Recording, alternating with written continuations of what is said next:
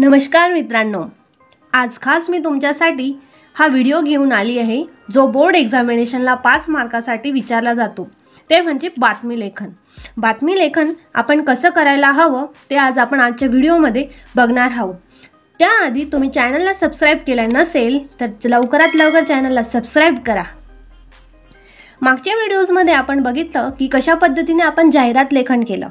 जर तो व्हिडिओ सुद्धा आपण बघितला नसेल तर तो व्हिडिओ आपण बघू शकता। त्या व्हिडिओची लिंक मी डिस्क्रिप्शन बॉक्समध्ये दिलेली आहे। चला तर मग आजचा बघूया बातमी लेखन। हा प्रश्न क्रमांक 5A मध्ये दुसरा विचारलेला असतो 5 मार्क्ससाठी। खालील विषयावर बातमी तयार करा। आपल्याला एक विषय दिलेला असतो, त्यावरून आपल्याला बातमी लेखन करायचे असते। तर इथं प्रश्नामध्ये म्हटलेलं आहे की 8 मार्च जागतिक महिला दिनानिमित्त शाळेत माता पालक मेळावा व विविध स्पर्धांचे आयोजन, पालकांचा उदंड प्रतिसाद। म्हणजे तुम्हाला काही पॉइंट्स पण दिले आहेत, टायटल दिलेला आहे की कशानिमित्त प्रोग्राम ऑर्गनाइज केलेला आहे 8 मार्चला। त्यानंतर बातमी लेखनमध्ये कशा पद्धतीने टायटल देऊ शकतात तर तुम्ही हे टायटल घेऊ शकतात। दिनांक सुद्धा दिलेली आहे आणि बातमी लेखन हे नेहमी भूतकाळात केलेले असते, म्हणजे ही घटना घडून गेली आहे।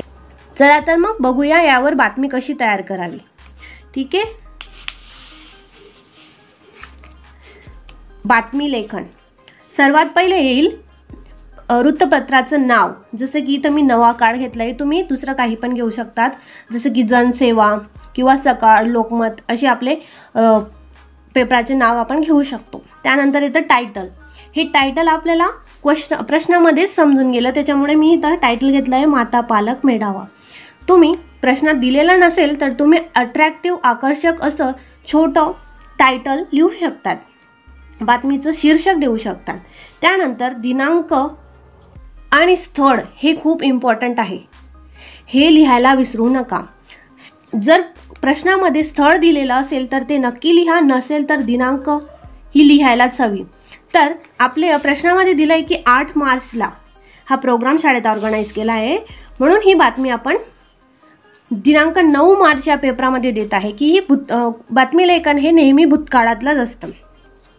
त्यानंतर आमच्या बातमीदाराकडून, इथे जर तुम्हाला शाळेत ऑर्गनाइज केला आहे तो प्रोग्राम तर त्या शाळेचं नाव दिलेलं असतं तर तुम्ही शाळेचं नाव दिलं असतं। इथं नाही दिलं आहे तर आपण असं म्हणू शकतो की आमच्या बातमीदाराकडून।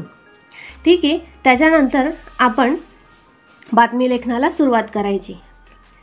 तर इथं प्रश्नामध्ये स्कूलचं नाव दिलं नाही आहे, म्हणून मी विद्यासागर हायस्कूल घेतलं आहे।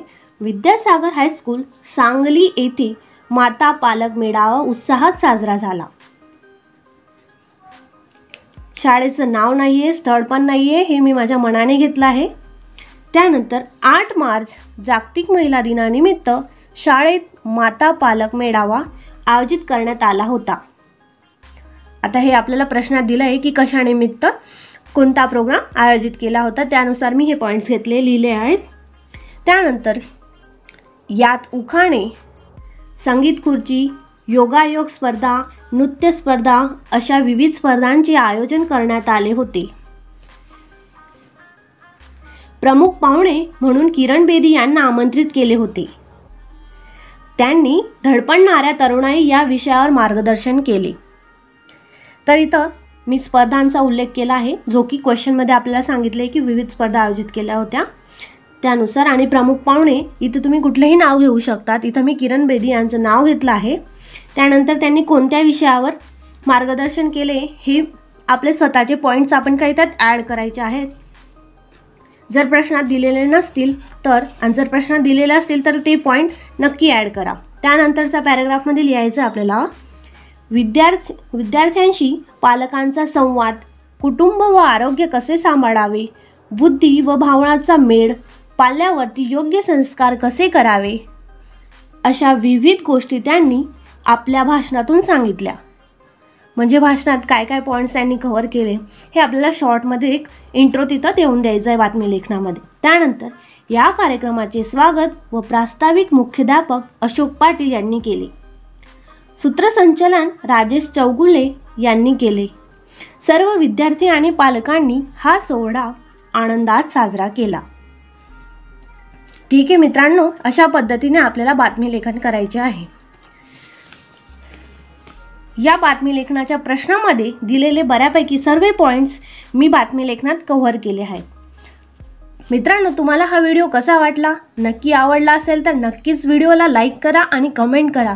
काही प्रॉब्लेम्स असतील तर तुम्ही कमेंट करून विचारू शकतात. मी त्याचा रिप्लाय देण्याचा नक्की ट्राय करेल. असेच नवनवीन व्हिडिओ बघण्यासाठी माझ्या चॅनलला लाईक, शेअर आणि सबस्क्राईब करायला विसरू नका. धन्यवाद. भेटूया पुढच्या व्हिडिओमध्ये.